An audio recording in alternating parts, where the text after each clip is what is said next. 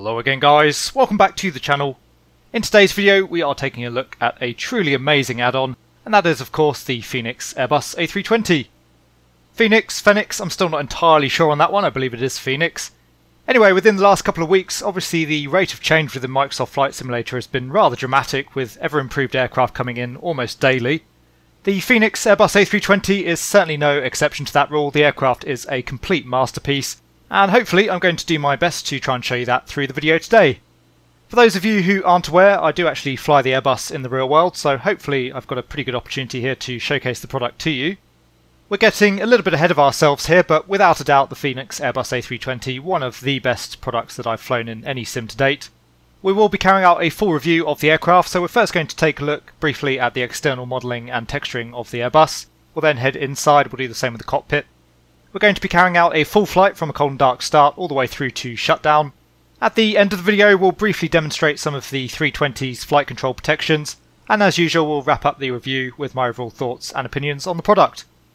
For our flight today, as you can see, we're going to be operating an Air Tours Airbus A320 on a flight from London Gatwick over towards Palma de Mallorca. Fairly light load today, we've got about 130 passengers on board, around 500 kilos of baggage. All up we've loaded 8.2 tonnes of fuel, and we're going to be cruising our way over at flight level 370.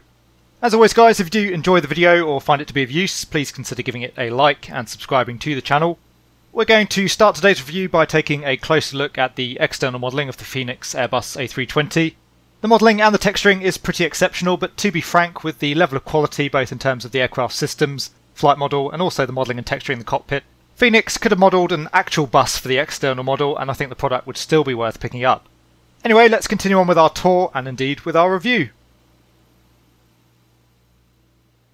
So as you've already seen for yourselves, the Fenix Airbus A320 modelled very nicely. The same is true with all of the various liveries.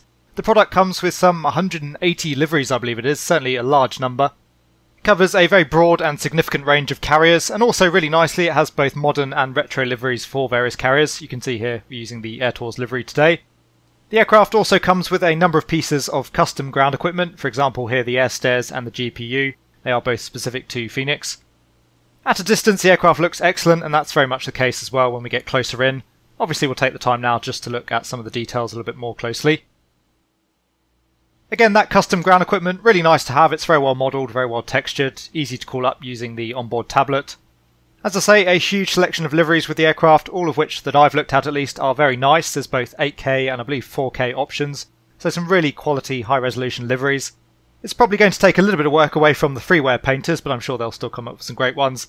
Anyway, Air Tours, another favourite livery of mine. I did fly with them many years ago as a kid and have fond memories of that.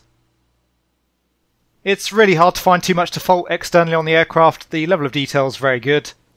You can see here on the gear, for example, we have the various hydraulic lines. Again, the engine mount, very nicely modelled. Really, one of the only critiques I can level at the external model is some of the texturing there on the metal looks a little bit off, not very true to life. But it's still very good, it still holds up more than well enough, and I have to say that Fenix seem to have been very clever with the external model of the aircraft. There's detail where you need it to be, and so as a result the aircraft simply looks very good externally. Of course, Fenix have modelled the classic engine variant of the 320, currently with the older wingtip fences. At the moment as well we only get the CFM engine variant of the aircraft, although at a later date Fenix are planning to bring both the IE version of the aircraft as well as the Sharklets, both of which are going to be free upgrades, which is pretty amazing. You don't see that very often from developers these days. Liveries, as I say, plenty of selection and very high quality as well. Of course in 8K you can get up nice and close and everything remains very crisp. So overall, pretty hard to pick apart much on the external model of the aircraft. There are some areas which do lack a little bit of detail, but again, Fenix has really picked the right areas of the aircraft in which to do that. You don't notice it at all. The aircraft looks very high quality and very highly detailed. The same is true in the cockpit 100 times over. The cockpit is one of the best I've ever seen in the sim, if not the best. It is without a doubt a piece of art, so let's head for the flight deck and we'll go and take a look at that. So coming into the flight deck, perhaps the shot here doesn't quite do it justice. Certainly at the end of the video you'll see it looks incredibly true to life. Very well modelled, very well textured. It didn't really matter where I looked, everything was spot on. Obviously the Airbus is an aircraft, as I say, I'm pretty familiar with, and so I think that's really helpful because I can certainly tell you it looks very true to life. Systems wise the aircraft is excellent. We'll obviously take a look at that throughout the flight. Even the circuit breakers are modelled. It didn't appear that every circuit breaker was modelled, but certainly a good majority of them. The cockpit displays as well are pretty exceptional. I know it's a little bit of a Fenix party trick, but even the actual pixel density of the screens has been modelled. That's really the level of attention to detail that we're talking about with the aircraft. It gives the screens an incredibly realistic look, although there are a couple of areas that Fenix say they want to improve upon. Even from my point of view, the screens look excellent, the displays look excellent, everything looks pretty accurate. Modelling is exquisite, the same with the texturing, and I really feel like even just looking at the textures that Fenix have used, you can feel the weight of the switch, the texture of it. Looking at this Airbus A320 cockpit, it absolutely feels like the real deal. The 320 also comes with a couple of party pieces, firstly working windscreen wipers. Obviously that isn't currently supported in the sim by default, and as a result other products don't feature working windscreen wipers, which is fair enough I suppose. When there's a will there's a way though, and Fenix have actually gone away and taken the time and the trouble to figure out how to get the functionality in there. You'll see time and time again as we work our way through this flight just what a labour of love this aircraft has clearly been for Fenix. Night lighting is great as well, very configurable, exactly as you'd expect. It looks good, has the right ambience, right colour tones there as well. A nice glow there off the EFB, and the EFB is another exceptional piece of work from Fenix. Again, we'll take a look at that in just a second's time, but looking at the EFB it's quite clear that Fenix have put a ton more effort and consideration into the EFB. So coming down to the Fenix tablet, the first thing we'll do is open up the Fenix app. The aircraft comes with seamless Navigraph and SimBrief integration. To import our SimBrief flight plan we simply need to click one button. As you can see, we just tap to import. The flight plan's downloaded onto the tablet, and as a result of downloading the flight plan we have both our route and METAR data available. Ground services, pretty much what you'd expect there. We have various options for external ground equipment. We can also open up the aircraft doors. Mass and balance, again fairly self-explanatory. We can load up the aircraft. That'll actually take our SimBrief flight plan and load in the data. We can even request a load sheet and even look at the passenger list should we wish. Panel state, again fairly self-explanatory there. And lastly, sim settings, we have a whole host of options there for the aircraft. So in terms of the airframe, we can choose to select various options. Airline, again, we can choose auto TCAS, LDEV, things of that nature. Cabin, we can choose lights, controls. As you can see, various options there. RA callouts, and then the units that we actually use on the aircraft itself. Next, on to the departure performance calculator. So going out of Gatwick today, Echo Golf Kilo Kilo, we'll enter that. Runway 08 left. We'll sync the load sheet as per the flight plan. We'll sync the METAR data as per the real world sim weather. And you can see the numbers have been calculated for us. We're actually going to be going off 08 right later, but nonetheless you get the idea. A brilliant tool, and the same is true with the landing data tool as well. Onto the Navigraph functionality, again pretty seamlessly integrated. We'll click on the icon, open up Navigraph. As usual you do have to link your Navigraph account of course. We'll add in the departure, so again Gatwick Echo Golf Kilo Kilo. It does take a little bit of time to load. We've got our current cycle, we'll click on Gatwick again. You can see we have all of the charts listed very easily, very easy to pick out. We'll go for our departure, which is the Inver 1 Zulu. There's the chart. We can also star it so that we can then select starred charts, and we can just have a list of the selected charts that we want for our flight. We can do that for both the departure and the destination. We've also got our route, and again we can seamlessly import from SimBrief. As far as the pilot brief goes, again that's pretty much SimBrief functionality. A one-click update for the SimBrief flight plan, so we can click on that. Again, it takes a few seconds to import, but very easy to do. We have our operational flight plan. We can also choose from a weather briefing, which takes the weather straight out of SimBrief. Same for the NOTAMs. And then we have our documents. Namely there we have a normal checklist, as well as the Fenix user guide. The last couple of really nice features we have the option down on the bottom right there to use an external device.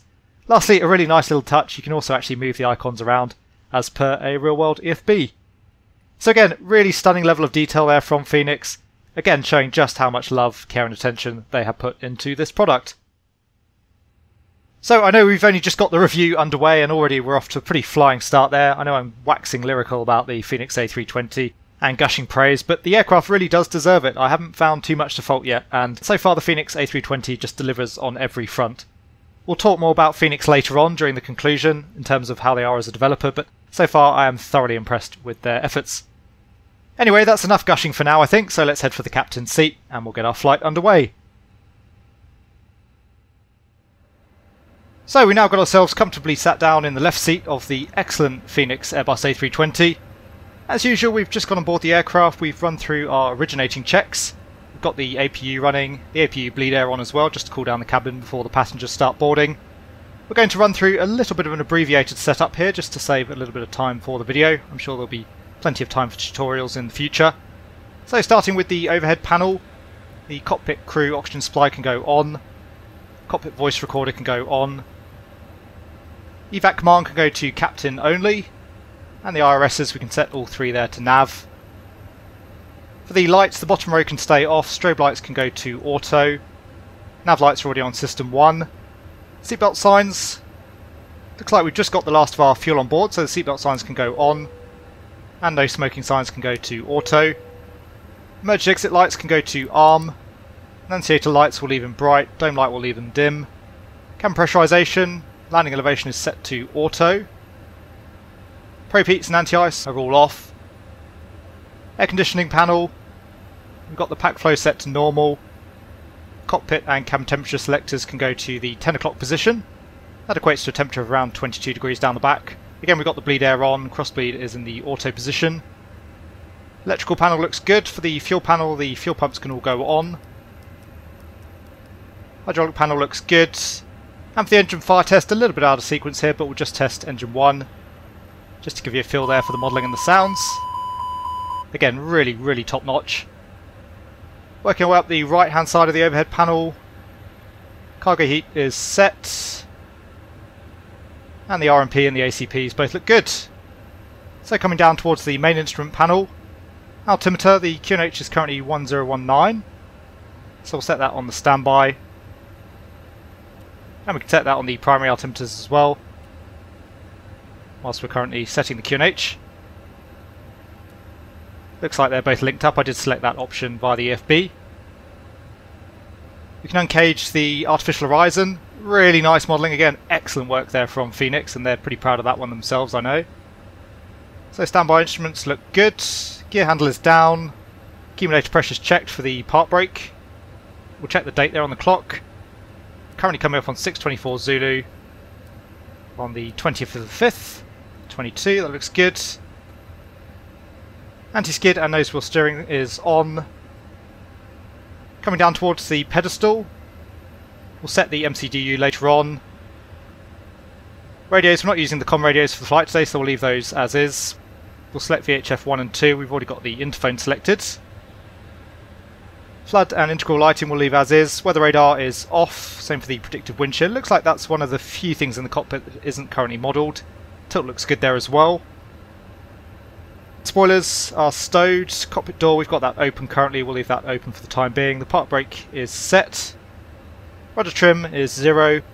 Flaps are up. Coming down to the ECAM, we'll check the hydraulic quantities. Everything looking good there. For the fuel, got all of our fuel on board, looks to be reasonably balanced, we'll check that again later on. On the engine page, all quantities look good. And cockpit oxygen is checked. Thrust levers are idle. Engine masters are off, engine start selector is in the normal position. Down towards the transponder, we'll set that in standby for now. System 1, altitude reporting on. And for TCAS we've got above, we'll go to TARA. And then just working our way back up the pedestal, again we'll select VHF 2 on the first officer side. Radios are good for now. Lastly we'll set up the EFIS and the FCU, so we'll go VOR on both 1 and 2. We'll set the same on the first officer side. Looks like those switches are synced as well. We'll go constraints on both sides for now. Arc 20 is good, flight directives are on. Just waiting on the IRs to align there before the rest of the autopilot comes online. We can set though the departure altitude. As per the SID, that's going to be 4,000 feet. And we have 4,000 checks on the PFD. Lastly, we'll check our oxygen. That's all modelled as well. So, oxygen mask is checked. That only works as well if the crew oxygen supply is on the overhead panel. So again, really excellent systems modelling overall. Anyway, that's just about the cockpit setup complete, so we'll come down to the MCDU. And we can start programming that for the flight. So coming down to the MCDU, first thing we'll do is hit FMGC. And working our way through the status page, we are on Airbus A320-200 with the CFM56 variant of the engine fitted. Both of the current databases seem to be out of date. That's obviously an aircraft or a sim issue, but we'll assume for the purposes of today's flight that the active database is valid. Idle and performance factors we check against the flight plan. Again, we'll assume those are both valid for our flight today. We'll start with the init page and we'll manually program the flight. So we're going from Gatwick, Echo, Golf, Kilo, Kilo, over towards Mallorca, which is Lima, Echo, Papa, Alpha. We'll set that in the from to field. Alternate for the flight today is Ibiza, that's Lima, Echo, India, Bravo. And flight number we're going to be Kestrel, or Mike Yankee Tango 320. Cost index for the flight is 30. And cruise flight level, we're going to be climbing up to flight level 370. We'll leave the cruise temperature in the default. Iris init, we're just going to align based on our present position, so we'll go align on the reference. High speed below level 100 Ryanair 583 kilo. For the wind, we'll do a wind request. That should come through a little bit later on, so we can leave that for the time being. Tropopause, again we're going to leave that as standard, ground temperature 15 degrees. We do have a wind data uplink, a little bit quicker than it generally comes through in real life, but still really great to see. We'll hit return, we'll clear the message, wind data uplink. So after init we're going to work our way through to flight plan. We'll select Gatwick as the departure, departing off runway 08 right. And we're going to be taking the Inver 1 Zulu departure. So we can set that. And later on we'll set up the arrival now, so into Palma de Mallorca it's going to be the ILS for runway 06 left. And there we're looking for the Loris 1 Romeo arrival. There's Loris 1 Romeo. And again we can hit insert. So as I say, building up the flight plan manually today, the SID takes us out towards waypoint Inver. From there we're going to go direct to waypoint Bognor, Bravo, Oscar, Golf, November, Alpha. So we'll select that as the next waypoint. And then from Bognor we can start building up our flight plan route. So we'll go to Airways, just clear GPS primary there, the IRs have now aligned. From Bognor it's going to be the Lima 612 airway, over towards waypoint Bembo, Bravo, Echo, November, Bravo, Oscar. From Bembo, Upper Yankee 47. And that's out towards waypoint Drake, Delta, Romeo, Alpha, Kilo, Echo. From Drake, Lima 151. We'll then be on towards waypoint Rokan, Romeo, Oscar, Kilo, Alpha, November. And then direct to waypoint Ibrap, India, Bravo, Romeo, Alpha, Papa. Then onto an airway again. So back to Airways, it's Upper November 13. And that'll be taking us out towards waypoint Lores. And as we said, expecting the Lores arrival into Palma. So once again we can go to temporary insert, and we have all of that now entered in the flight plan. We'll just very quickly scan our way through all of that, just to make sure that we have broadly the correct routing in there. Obviously again we'd be a little bit more diligent in the real world. Looks like if we hold down the key there it doesn't automatically scroll through the flight plan, which again is just a very slight inaccuracy. But anyway, the flight plan looks good. From Lores, that's joining on to the Lores arrival, so we'll clear out the secondary Lores there. And we'll clear out the flight plan discontinuity as well. So we have Lukev out towards Lores for the arrival, Lores 1 Romeo. And again we can insert all of that. So the flight plan is set, secondary flight plan, we'll make that a copy of the active. And for today's purposes we'll just make that a return to Gatwick, just in case we have any issues and we need to return in a bit of a hurry. We'll be returning back onto runway 08 right. We'll set that from waypoint Inver. So from Inver we'll go new destination, Gatwick, Echo Golf, Kilo, Kilo.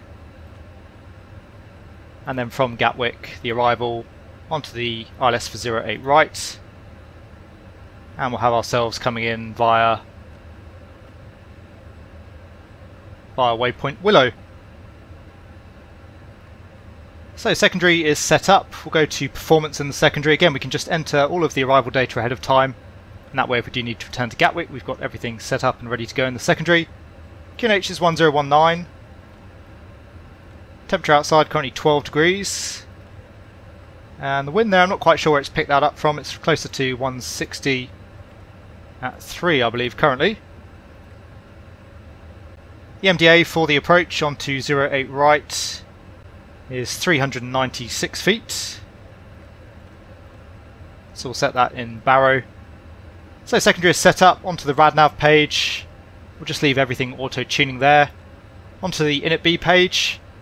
Zero fuel weight as per the preliminary load sheet is 57.1. And the zero fuel weight CFG is 30.7. Block fuel for the flight, 8.2 tonnes. And min fuel at destination, our alternate again is Ibiza. For Ibiza we need 2.5 tonnes, so we'll set that now. So the init B page is set. Next on to the performance page. Usually we'd set that up a little bit later on once we've got the final load sheet, but again just for the purposes of today's flight we'll set that up now. So it's going to be a config 1 departure, and the trim is going to be down 0.2, be a flex of 65 degrees, V1 is 138, VR is 138, and V2 is 141. Green dot 215. And in terms of any speed restrictions on the departure, just max 220 for the turn, so we can clean up on the departure. Lastly, we'll come to the progress page, and we'll just put Gatwick 08 right, and that will give us a bearing and a distance direct to the field again if we do want to return later on, then we know exactly where we're headed. Cruise altitude, we said we're climbing up to flight level 370, looks like the optimum's a little bit lower there, 350. And rec max 378, so we're good for the climb. Again, a little bit out of sequence, but we'll brief the departure now. In terms of the SID itself, once again expecting the Inver 1 Zulu departure off runway 08 right. That's straight ahead initially and then a left turn out towards the west, climbing up to a stop height there initially of 3,000 feet, 4,000 feet at waypoint Inver. Speed restrictions, as we said, 220 knots until we're out through Kilo Kilo, November 09. And then up towards 250 knots. We'll maintain that until we're above 10,000 feet. Transition altitude is 6,000 feet. In terms of the terrain, there's nothing significant around Gatwick. Highest sector MSA, 2,300 feet. We will be flying through that. Otherwise, it's nice. There's a little bit of cloud coverage. Temperature outside is 12 degrees. Slight tailwind off runway 08 right, but that's what we've been assigned by air traffic. And that cloud coverage later on, we may just need to take the anti-ice during the climb. As I said, planning to depart off 08 right. We're currently on stand 23, so we'll be pushing back onto Kilo, and then we'll take either November or Papa down onto Juliet, and then a fairly long taxi out towards the active runway. Anyway, that just about wraps up the brief. We're going to wait here while the passengers continue to board the aircraft, and while they're doing so, we might as well take a quick stroll through the cabin and see what Fenix has managed to model there.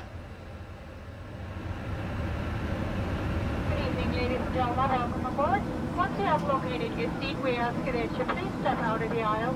So the passengers behind you can pass you. This will expedite our boarding process. Your large carry-on items need to go in the overhead compartments. Your smaller ones underneath the seat in front of you, keeping all exits and aisles clear. If you need assistance, please contact the flight attendant.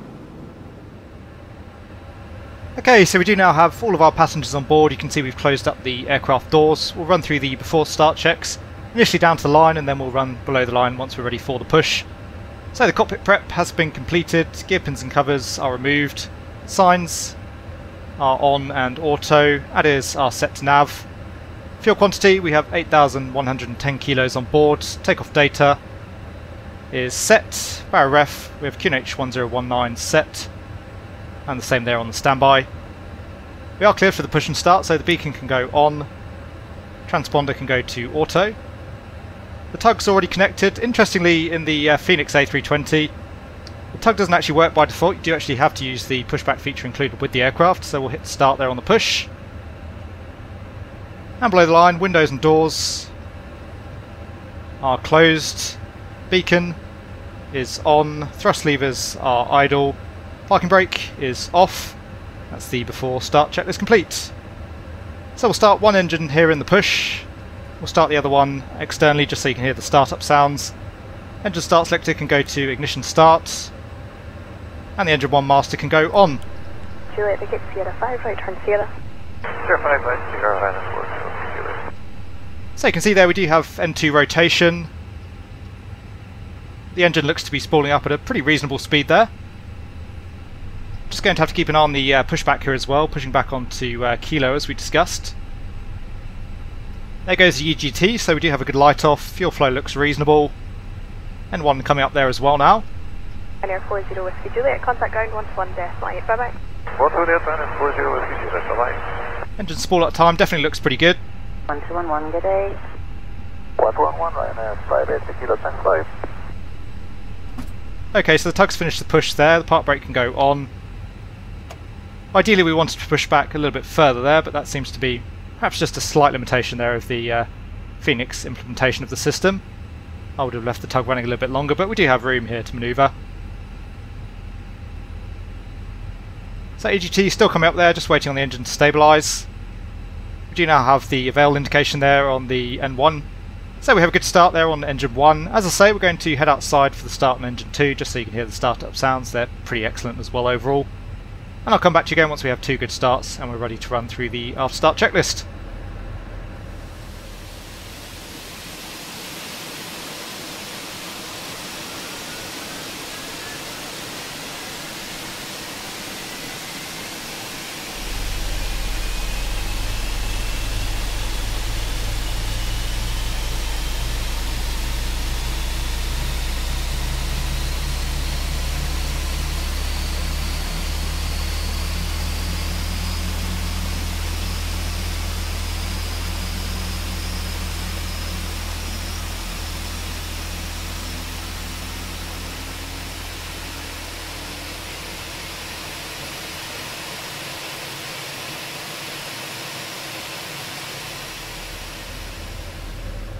Okay, so we do have 2 good starts. We'll run through our after start flow and then we can run through the after start checks.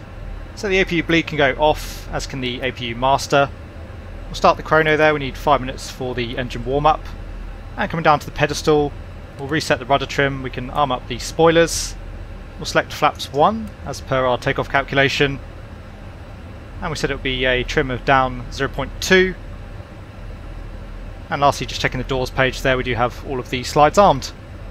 So running through the after starts, engine anti-ice is off, ECAM status is checked, pitch trim, we have down 0.2 set, and the rudder trim is 0, so that's the after start checklist complete.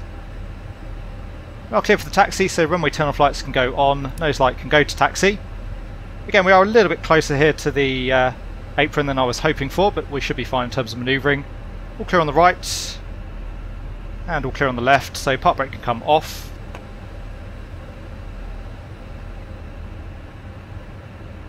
Doesn't look like the aircraft's quite going to move under idle power there, so we'll just come up on the thrust levers. Not needing too much power to get the aircraft moving, so that's good to see. We'll come straight out to the right. Just passing the competition there, of course, the fly-by-wire A320 Neo.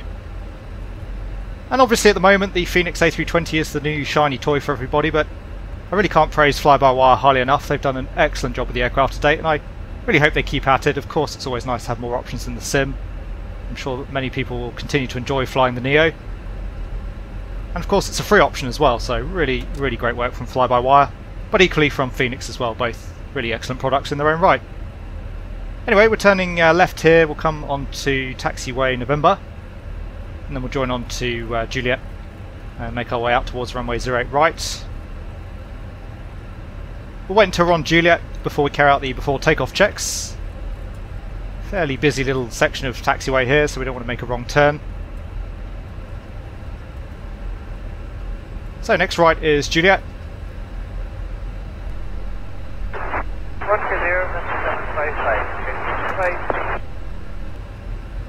Just coming onto the brakes, we'll slow ourselves down to around 10 knots for the turn. 1.1 today. 121.1.678 straight back. And just a little bit of a chicane to follow Juliet. Start my lower, the 3 exit Tango, the fleet line number 120, back to your arrival 290 knots. Minor 3 X-ray Tango, good day to you, and cleared directed to Lapmo. Aircraft feels great to taxi. Lapmo, 3 exit. Using the rudder pedals here essentially as the nose wheel steering. Default speed, 291.14. Everything seems to be working pretty fine. The rate of turn feels pretty reasonable. Same for the turn limit. Up to around 70 knots, so we'll come back to idle thrust. We'll see if the aircraft keeps the speed here in the taxi. We'll carry out our flight control check in the meantime. Interestingly, they're not going automatically onto the flight control page there on the systems display. The aircraft should do that. We'll do that manually. Looks like we are carrying the speed here in the taxi. So we have full up, full down, and neutral, full left, full right, and neutral. We're not going to check the rudder as my rudder pedal's also activating the tiller here at the moment, so we'll go spearing off the taxiway. We'll assume as well that the first officer's carried out his flight control check. So in preparation for the takeoff, we'll go terrain display on his side, auto brake max, carry out takeoff config test. Just doing 20 knots here now, trying to keep a bit of an eye here on the taxi as well as the setup. We'll come down to the weather radar, we'll go on to system 1. Again, it looks like the predicted wind shear there not working. We'll leave our armrest for the time being. A slight stutter there. I have noticed some people saying they're having performance issues with the Fenix A320. So far it seems to be running very smoothly on my system. We'll run through the numbers at the end of the video. In terms of the departure brief then, it's once again the Inver 1 Zulu departure off runway 08 right, straight ahead initially with a left turn. We have climb now blue, 3000 there on the PFD. For the before takeoff checks, the flight controls are checked, flight instruments are checked. It looks like the terrain display is working there as well, so that's really great to see. Briefing is confirmed, flap setting. We have config 1, checked 3 times. With the Yankee surface wind 280 degrees, 9 knots, runway 28 left, clear for takeoff. Clear for takeoff, safe left, runner. In terms of V speeds and thrust, we have 138, 141 and flex. And the ECAM memo, we have takeoff no blue. We'll hypothetically seat the cabin crew. And the before takeoff checklist below the line, the cabin crew have been advised. Engine start selector. We did actually miss that during the after starts there, that's in normal. And the packs are on. So we'll have to apologise to Fenix there, that's why we didn't see the flight control page come up automatically. We still had the engine start selector set to ignition. But anyway, that is the before takeoff checklist complete.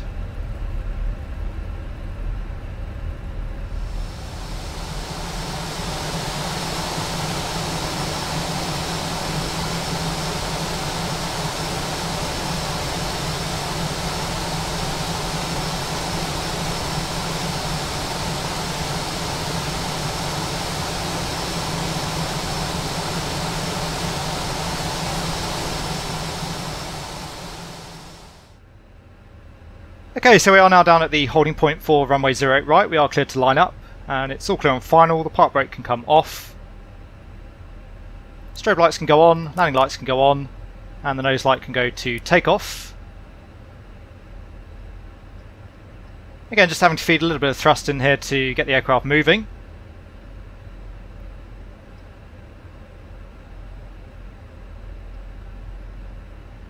So we'll get ourselves lined up here on runway 08 right. We'll bring the thrust levers up, let the engine stabilise.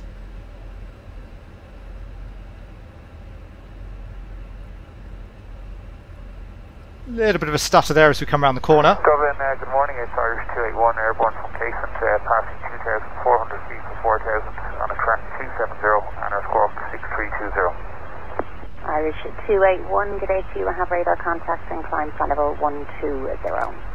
Clear to climb flight level 120, Irish 281. So getting ourselves lined up, we'll momentarily hold the aircraft on the brakes.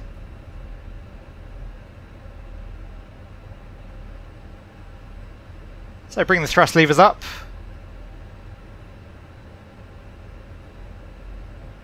We'll start the chrono a little bit early here. It's obviously a bit of a two-man job in reality. Engines look good, and take off.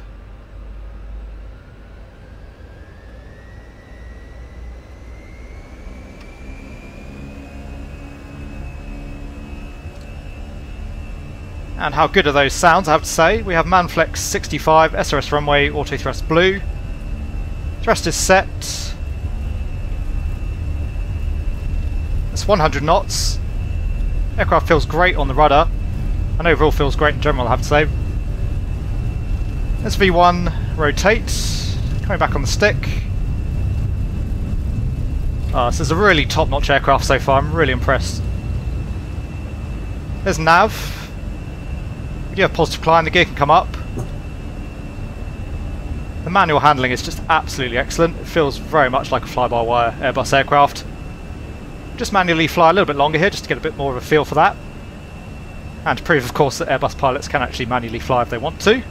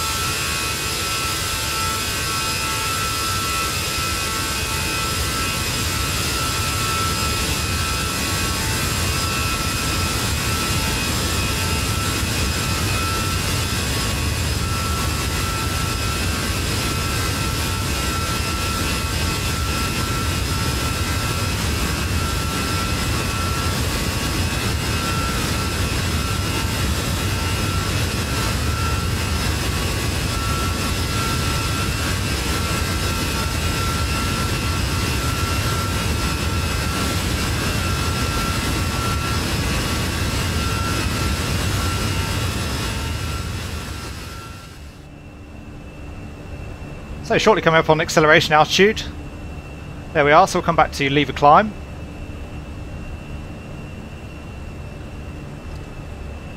So we have thrust, climb, climb, auto thrust. Just one to go. You can see the aircraft accelerating there, just coming up on S speed. Dublin radar low running HSK ranking passing 2000, having a 0 runway track. So speed is checked, we'll go flap 0. We'll just hold the after takeoff checklist until we've got the autopilot in again. One man running a two-man show here. There's speed out star. Slight dip there from the aircraft, that felt a little bit strange. But overall, again, absolutely excellent flight modelling. Runner 8 Whiskey Yankee identified, climb 50120. So starting our turn out to the left.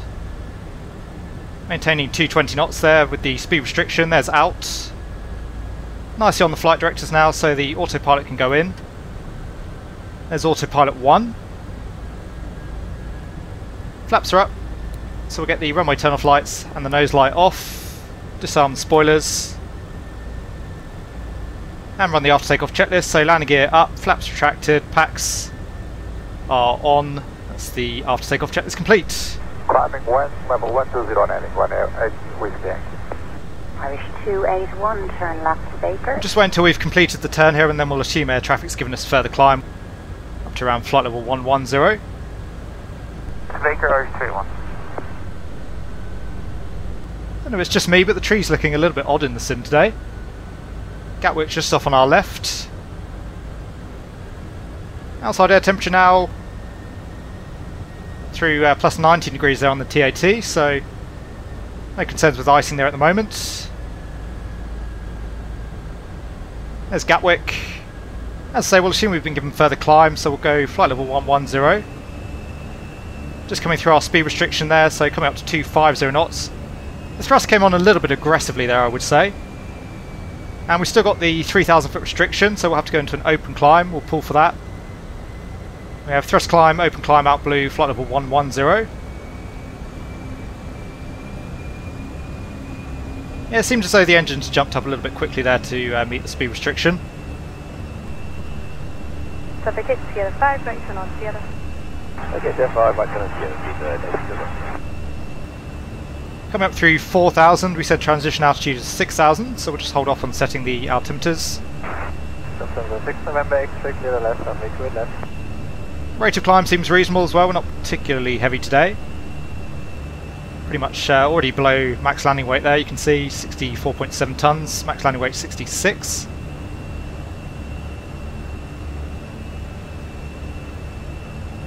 And just coming up through the first of the cloud layers here, outside air temperature still looking good at the moment. There's 6,000 feet, so we'll go standard. And we have standard set on both sides, we'll set standard as well on the secondary altimeter. So we have QNH 1013 set and cross-checked. Yeah, so the aircraft hand flies pretty immaculately, I have to say. That's definitely one of the most representative fly-by-wire models I've felt in any sim to date. And I gather that the Fenix A320 does actually use some sort of external software for some of the modelling. I presume that would extend to the flight modelling. Whatever Fenix have done, they've done an absolutely brilliant job with it. Continue to Bangalore and descend to flight level 80, Ryanair 71 Fox Yankee. And I've always wondered, I suppose in some respects it's probably easier to create the flight model for a fly-by-wire aircraft, since at the end of the day you're really just recreating computer inputs as opposed to the actual aerodynamics of the aircraft. We'll reset the chrono there. We'll assume we've been given further climb now up to flight level 130. That's a double on 135655, Irish 281, bye. We've still got the 4,000 foot restriction at Inver, so we'll leave ourselves an open climb for now. There's 10,000 feet, so the landing lights can go off. Nice as well, it looks like you can actually individually switch the landing lights, or you can select both at the same time. That's a nice little feature, I've not seen that on any add-ons that I can think of before. Up through 10,000, we've still got the speed restriction there at Inver, so obviously the aircraft holding 250 knots, we'll assume we'll be given free speed there as well. Bring the speed up to 300 knots. But so far everything's just working absolutely flawlessly. The aircraft's flown the departure really nicely. The automation seems to be bang on in terms of how it responds. Okay, thanks, 71 Fox Yankee. Doesn't look like there's going to be too much in any of that weather above us. But I think we'll leave the cabin crew sat down a little bit longer. We've got quite a bit of time in the cruise over towards Palma. So just starting our left turn back towards the south, heading out towards waypoint Bognor. You can see that there on the flight plan page. It's one to go. And we'll imagine that air traffic's going to hold us down at flight level 130, so we'll accelerate up to 330 knots. Liner 8 Whiskey Yankee, increase the speed when able to 290 knots. It's nice and smooth outside, so we're not going to get bumped around. And we'll come out now on the nav display range as well. There's waypoint Bognor. Just go to airports briefly. Appears 290, Ryanair 8 Whiskey Yankee.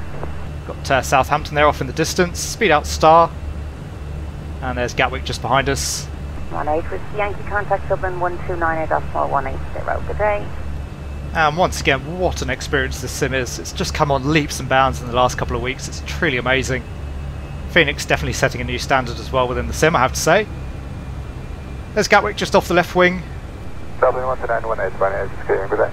A few potential bumps up ahead, nothing showing there on the weather radar. There's out.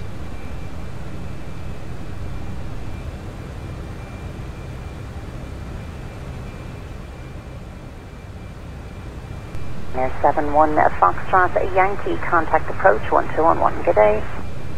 Approach 1211, goodbye, Ryanair 71 Fox Yankee. Dublin information, Echo India Golf India uniform. Echo India Golf India uniform, good day to you, and QNH at Dublin is 1014 and Baldon Laxton the R15 only. Okay, so as you can see, we're just coming up over the English coastline. Air traffic's now cleared us up to flight level 200. And we are clear of our restrictions now, so we'll go for a managed climb. So we have thrust climb, out blue, flight level 200. And in terms of our managed speed, that's 314 knots, so we'll just start slowly rolling back the speed here. Echoing to Golf India Uniform, just confirm your right to the west for information only and maintain a VS4. Remain clear of controller space. Again, we'll just leave the cabin crew and the passengers sat down a little bit longer as we come up through this cloud layer. Still plus 14 outside, although it's going to come down fairly quickly, so we'll take the engine anti-ice on now. Sorry, yeah, out to the west for 30 minutes and we'll fly with VF4. Echo India Golf India Uniform. Okay. And looks like we've just had a engine fire there. We'll cancel the master warning. Obviously we're going to handle things a little bit differently today with one crew member on board, but we'll run through the failure first. We'll secure the engine. We'll call a mayday to air traffic. We'll request that we level off at flight level 160. And we'll go back into managed speed for the time being. So we have engine 1 fire, thrust lever 1 to idle. Number 1 is confirmed, we'll bring that back to idle. That may jump up again with my throttles being linked together, so we might just have to leave that as is. So thrust lever 1 is idle, engine master 1 off, number 1 confirmed, and that is off. Engine 1 fire push button push. So we have fire, engine 1, and pushed. Again, we'll cancel the warning and the caution. Agent 1 after 4 seconds discharge, so we'll just wait for the timer to run down there. We'll come back up to MCT on the live engine, and Agent 1 discharge. That is discharged. Engine mode selected to ignition. Bit of a misclick there on my part. And if no fuel leak, so we'll take down a date in there. We've got 7 tons on board. We've used 0.5 tons on each side. We'll take that down, we'll note that, and we'll come back to that later on. You can see the speed rolling back towards green dot there. That's fine by us. We don't want to be speeding off out towards the English Channel. We'll be returning back towards Gatwick in just a moment's time. So no fuel leak. For the time being, we'll assume that there isn't. Everything does look to be normal at the moment. We'll just briefly check the fuel page. You can see everything's still nicely balanced, but we'll check that again later, as I say. So we'll monitor the imbalance. TCAS mode selected can go to TA.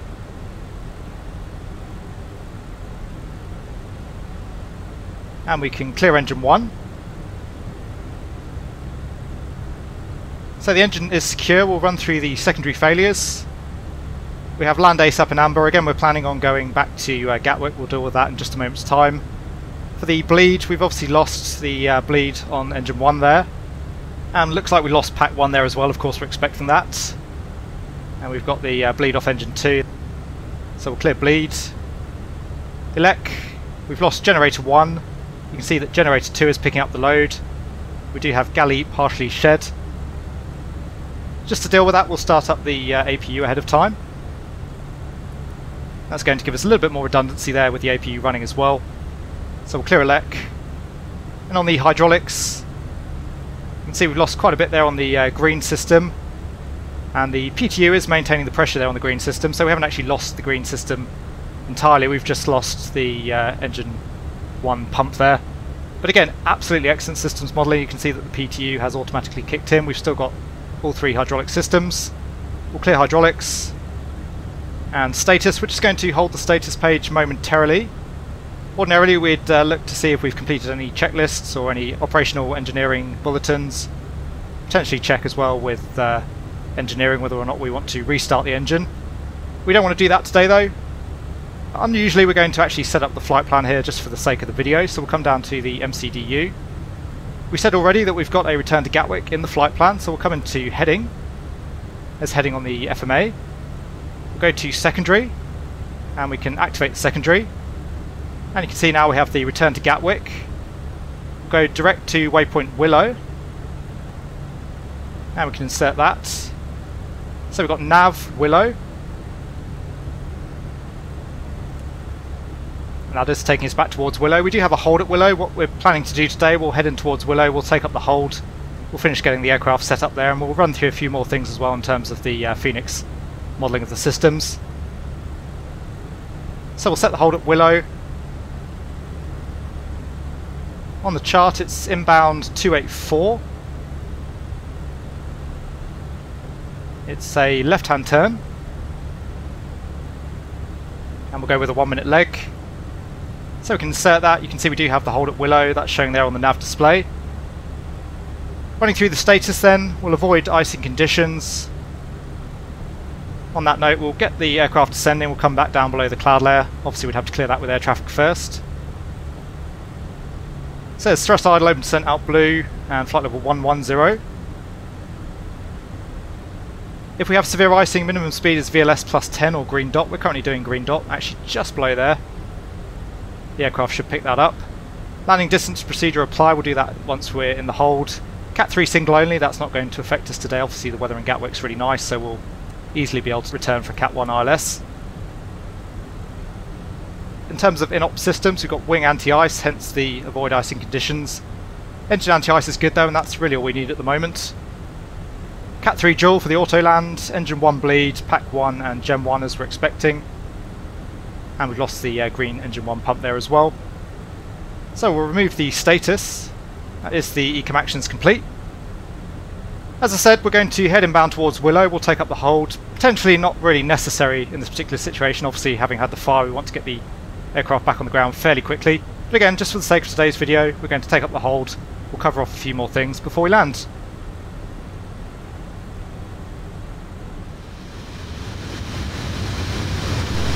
Good morning, Ryanair 67 Papa Mike, flight level 10.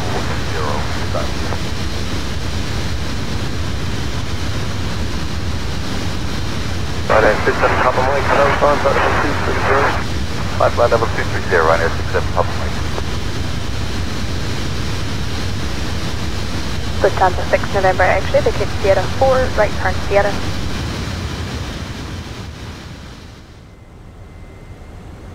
Okay, so as you can see, we've just entered into the hold at Willow, just approaching 4,000 feet. We'll be levelling off at 4,000 for the time being. Clear of the cloud now, so the engine anti-ice can come off. First thing we did is get the weather for Gatwick. That's still more than acceptable for our arrival. You can see there the EFB has tons of functionality. METAR at Gatwick currently is variable at 1, more than 10 Ks, broken at 3900, 13 degrees QNH 1019. We already ran through a landing performance. It's obviously fine to go back to Gatwick. We're already below max landing weight. Just coming up on Aft Start. Anyway, in terms of the setup for the arrival then, weight's good, weather we've got. In terms of the approach, we've already got that set up obviously as per the secondary that we had programmed earlier. You can see QNH 1019, temperature now is 13 degrees.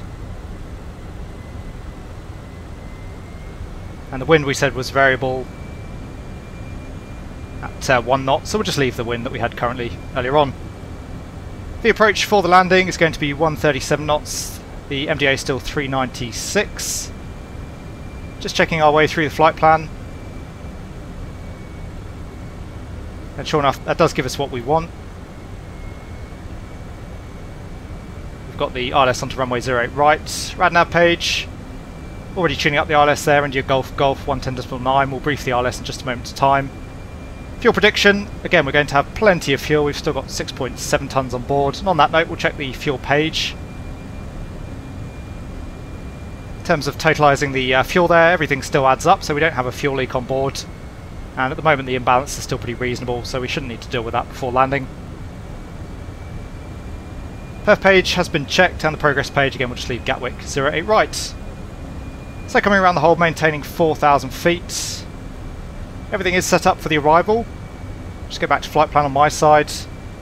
We'll brief the arrival and then we'll fly the approach. So we're currently at waypoint Willow. We'll be flying the ILS 08 right. Initially that is plate 21-1. That takes us around back towards the east. Onto the ILS for 08 right. In terms of the ILS itself, we may as well use the EFB here actually to brief that up, since again the functionality is excellent. It's by far one of the best Navigraph implementations I've seen. I don't know why other developers can't achieve quite the same results. It's really, again, quite exceptional. So we want Gatwick. We'll go for starred charts. I already selected those earlier. And we want 08 right final. So for the ILS 08 right, it's 110.9, final approach course 078. and that is checked against the MCDU there. 077 in the MCDU. A little bit of a database issue. Aerodrome elevation 203 feet, the MDA is 396 as we said. Intercepting from 3,000 feet, we'll maintain 4,000 for the time being. Now for the missed approach, it's climbed to 3,000 straight ahead till passing 2,000 feet or 1 DME, whichever's later. Then a right turn onto heading of 178 and then as directed by air traffic. Terrain and weather remain the same in terms of the briefing, landing on 08 right. Again we'll go with auto brake low, idle reverse, landing distance is sufficient. In terms of our fuel, we've got 6.6 tonnes of fuel on board now, so again, plenty of options in terms of any go-arounds should we need it. Obviously though, not looking to go around here on a single engine. Anyway, that's the briefing complete. Heading back now towards the arrival, so we'll go immediate exit on the hold. And you can see the hold's been cancelled, so now continuing to track inbound towards the ILS.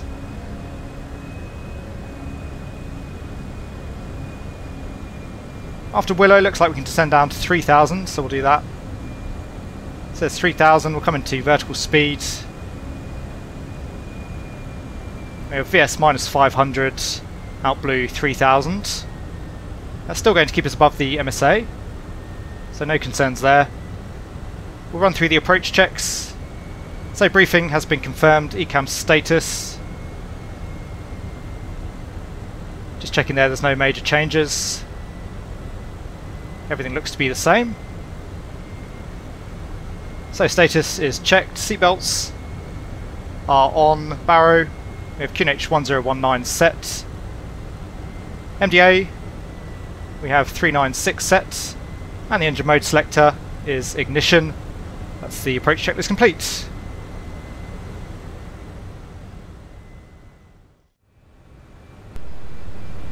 Runway 28 left, clear to land. Clear to land, direct land, rotation angle. Lufthansa 6 November X-ray, contact ground 121.8. 121.8, Lufthansa 6 November X-ray, back.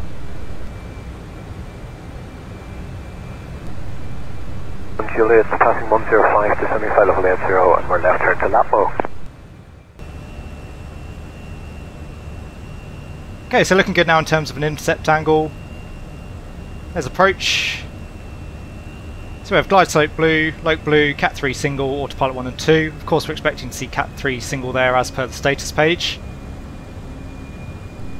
Flight level 80 and continue. So we'll just leave the aircraft in config 2, we'll maintain the speed till we're through about 7 DME. Just waiting now till we capture the RLS, that should occur at around 10 DME. And just while we're waiting on that, something I meant to do during the hold there, we'll just run through the systems pages. Just so you can see how the engine failure there has affected us. Looks like we don't have any rotation there on the left engine. Bleeds we already discussed, we obviously lost pack 1. Pressurization looks good, electrical we've discussed, hydraulics we've discussed. Fuel again, that imbalance is growing. Of course we're expecting to burn down more fuel on the right engine with the left engine shut down. Eventually we're going to have an imbalance that we'd have to deal with there. There's Loke, shortly coming onto the glide as well. APU is running, that's obviously taking some of the electrical load. Conditioning looks good, door's not really relevant right now, same for the wheels. Flight controls, again everything is still powered, we do have a full hydraulic system. Not quite sure why the spoilers are showing deployed there at the moment, that seems a little bit strange. But as you can see overall, just again, really excellent systems modelling from the aircraft. Just about to come onto the glide.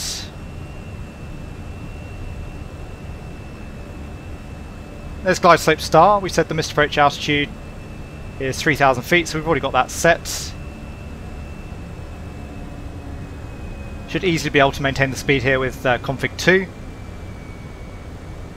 2,500. And the thrust rolling off now as we come down the glide slope.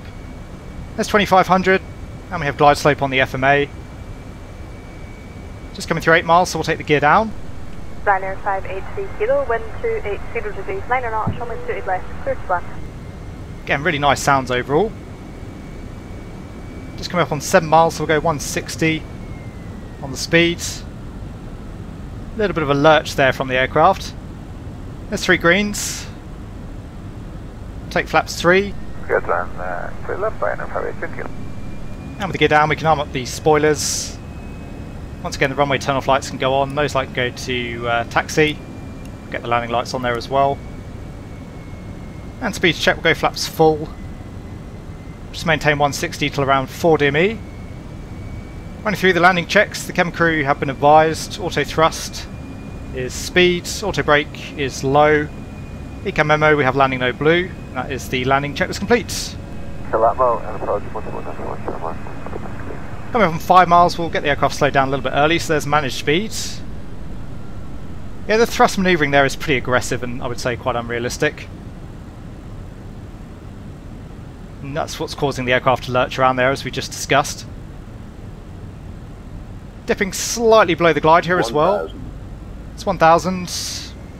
We are stable. Going to be really interesting to see how the aircraft actually flies there in single engine on the landing. But that really so far would be my one criticism of the aircraft. The auto thrust behaviour is a little bit aggressive, and again Fenix are planning to take a look at the engines again later on, so that may well be fixed up. Anyway, we'll take out the autopilot.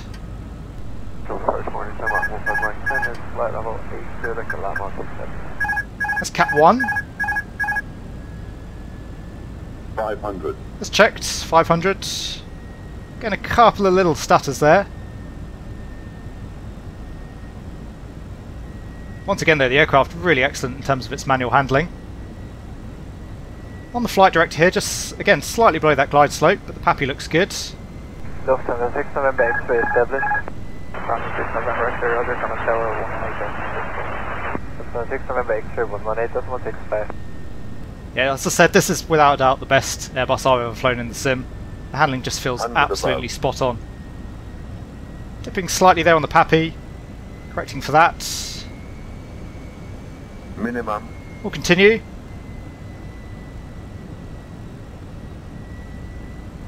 $100. Not quite sure I trust that PAPI actually. 50, 40, 30, 20, retard. Slightly out to the left. 5. Yeah, there's touchdown. Coming to idle reverse on the live engine. A little bit squirrely there on the touchdown. Letting the auto brake do its thing, we'll come onto the brakes, we'll vacate off to the left.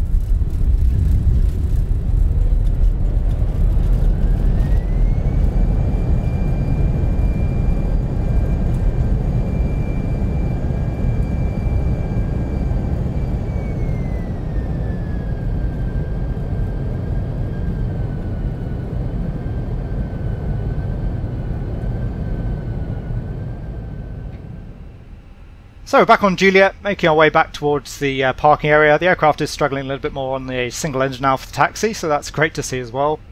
We'll run through the aft landing checks so we can disarm the spoilers. Flaps can come up. We'll get rid of the landing lights. Strobe lights can go back to auto.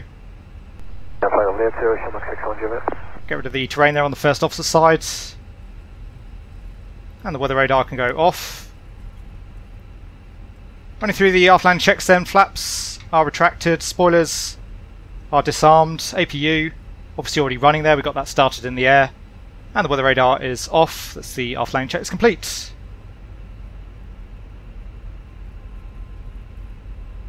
Not going to make our way all the way back towards the terminal, that's a little bit unnecessary, so we'll just come in on the first parking spot here on the left. Liner 67 with Papa Mike, contact Dublin 129.180, bye bye. 129.180, Liner 67, Papa Mike, bye bye. And bring the aircraft to a stop. Park brake can go on. We'll get rid of the runway tunnel flights and the nose light. APU bleed can go on. And we can shut down engine number 2. We do have a good run down there, so the seatbelt signs can come off. Just check the doors page. Slides are still armed at the moment. Ordinarily we'd wait for the cabin crew to disarm those, but we'll take the beacon off anyway. Running through the parking checks then, the APU bleed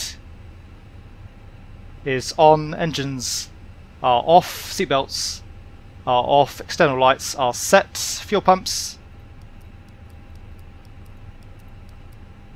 are off, get the transponder off there as well, and the park brake is on, and that's our parking checklist complete.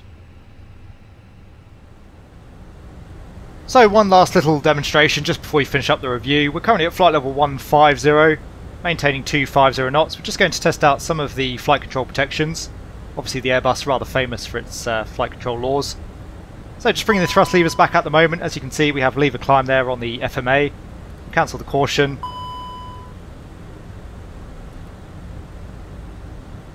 Bring the thrust all the way back to idle. That'll bring out the auto thrust. So far everything behaving as it should. And as soon as the auto thrust comes out as well, you can see there the speed dropping off. Just to help reduce our speed a little bit more quickly here, we'll pitch the nose up. Autopilot coming out will cancel the master warning. Speed rolling back now. Again, the aircraft behaving exactly as it should thus far. Just climbing, we've got the altitude warning there, so we'll cancel that. Speed reducing, and just coming up through VLS. Coming in towards Alpha Prot. So once we reach Alpha Prot, the aircraft should automatically dip the nose down as long as we've got our side stick released. And it will pitch the aircraft down such that we protect the aircraft, maintain the speed. So you can see the nose coming down, we're going into a descent. Speed coming back, and the aircraft's now going to accelerate us all the way back out through VLS.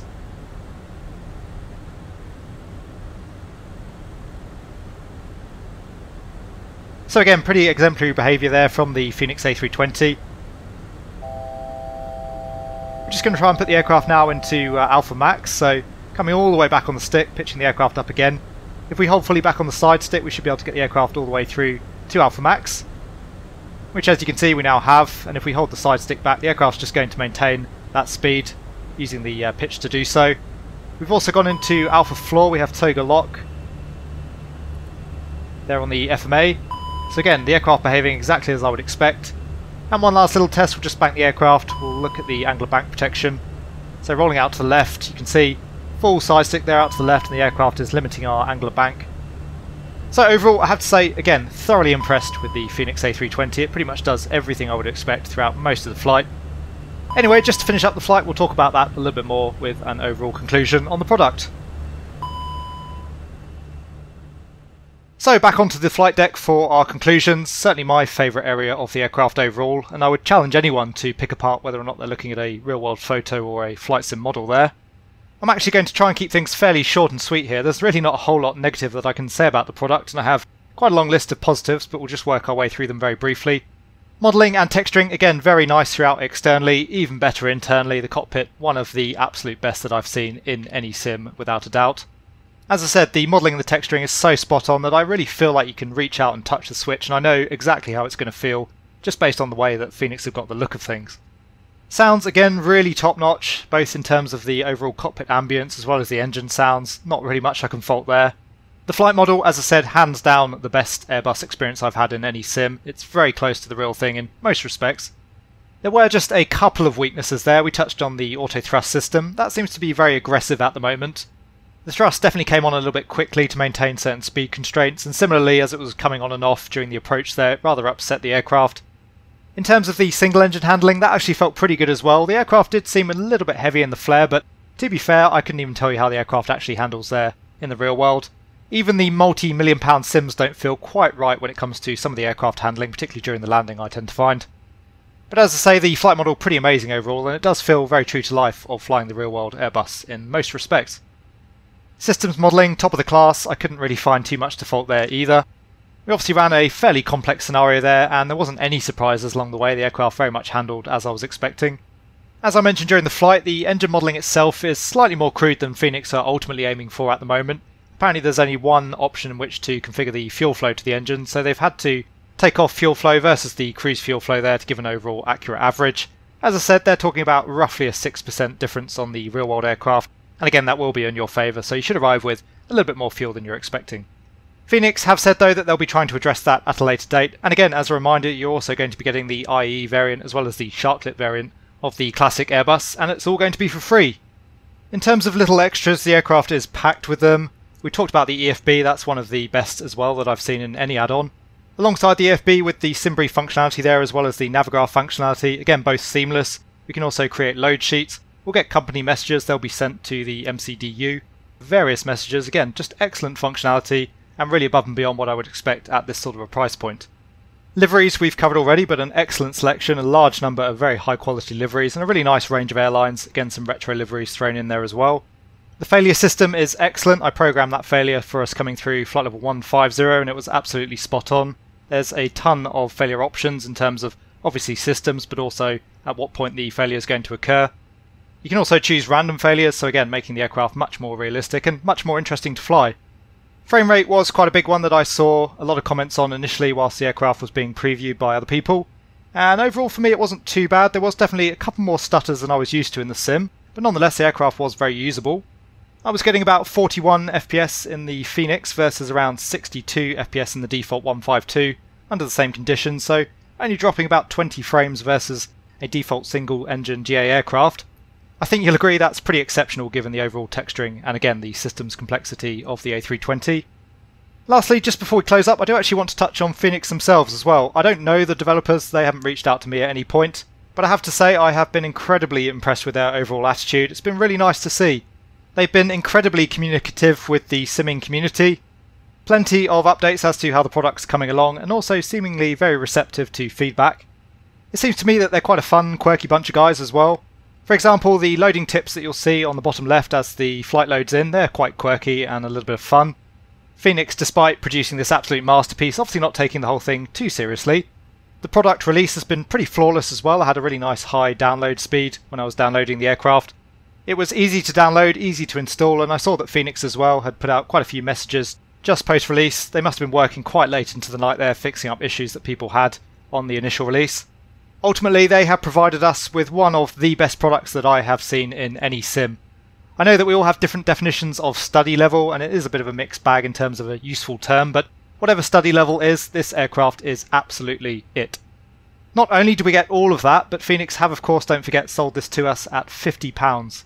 That is pretty unprecedented, and I really hope that it pays off for Fenix. They fully deserve every success. Once again, to be clear, I have zero affiliation with them as a developer, so this is really coming from my own words. I paid for the product myself. If you have any interest in commercial jets and you are a Microsoft Flight Simulator owner, then I really don't think there's any way better of spending your money. I'm really struggling to think of any other add-on, at least outside of a sale, where I've had the same level of value and quality. Anyway guys, I think you get the idea at this point. I am a big fan of the aircraft and I highly recommend considering it for yourselves. Once again, if you did enjoy the video, then please consider giving it a like. If you want to see more content from the channel, then please consider subscribing as well. I'm sure there'll be plenty more Fenix 320 content to come. Probably some tutorials and some more failure scenarios as well going forward. As always, a very big thank you to my channel members and patrons for all of your support. It is hugely appreciated. I hope that all of you are having a great day wherever you are. Take really good care, and I will see you all again soon.